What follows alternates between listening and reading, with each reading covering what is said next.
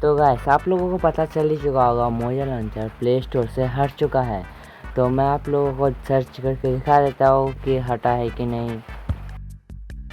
Guys हम लोग आ चुके हैं प्ले स्टोर में और चेक करते हैं मोजा लॉन्चर सर्च करके देखते हैं कि है कि नहीं।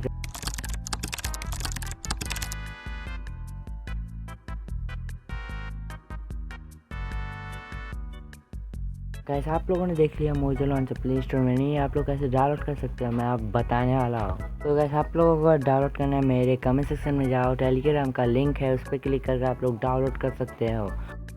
गाइस ये रहा मेरा टेलीग्राम चैनल, यहाँ से 50 MB का आप लोग डाउनलोड कर सकते हो, तो आप लोग डाउनलोड कर लेना। और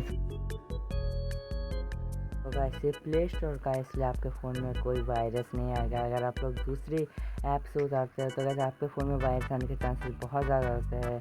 तो गाइस मेरा वाला बहुत सेफ, आप लोग डाउनलोड कर सकते हो। तब तक के लिए मिलते हैं नेक्स्ट वीडियो से, तब तक के लिए गुड बाय।